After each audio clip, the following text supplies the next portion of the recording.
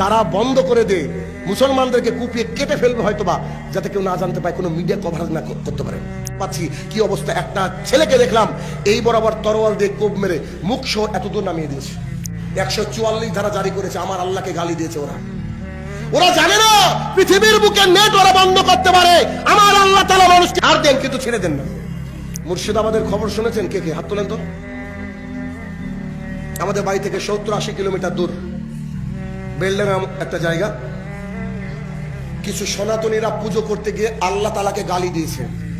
এমন একটা গালি যে আমি বলতে পারবো না, অসম্ভব। আমার কাছে ভিডিও মজুদ রয়েছে। দাঙ্গা শুরু হয়ে গেছে, ঝামেলা শুরু হয়ে গেছে।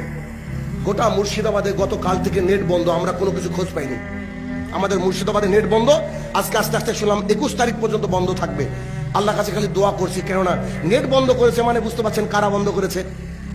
তারা বন্ধ করে দে, মুসলমানদেরকে কুপিয়ে কেটে ফেলবে হয়তোবা, যাতে কেউ না জানতে পারে, কোনো মিডিয়া কভারেজ না করতে পারে। 144 ধারা জারি করেছে, আমার আল্লাহকে গালি দিয়েছে। ওরা জানে না পৃথিবীর বুকে নেট ওরা বন্ধ করতে পারে। আমার আল্লাহ তাআলা মানুষকে ছাড় দেন, কিন্তু ছেড়ে দেন না। ছাড় দেন কিছু সময়ের জন্য, কিন্তু ছেড়ে দেন না।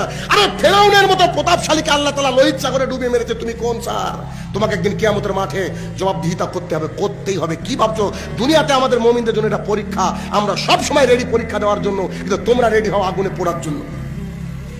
নেট বন্ধ করে কুচি কুচি করে মুসলমানদেরকে কাটছি। আরো কয়েকটা ভিডিও আমার কাছে এসেছে।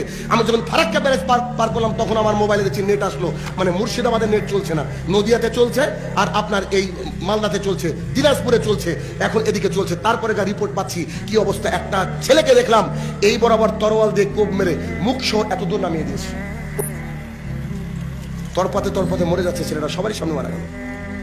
এই হিসাব আল্লাহ নেবে না? দেখছেন না গজব, কত গজব পাঠাচ্ছে আল্লাহ তাআলা। হয়তো পাথর আল্লাহ সুবহানাহু ওয়া তাআলা কবে ফেলবে। ঈমান থাকলে পরীক্ষা হবে।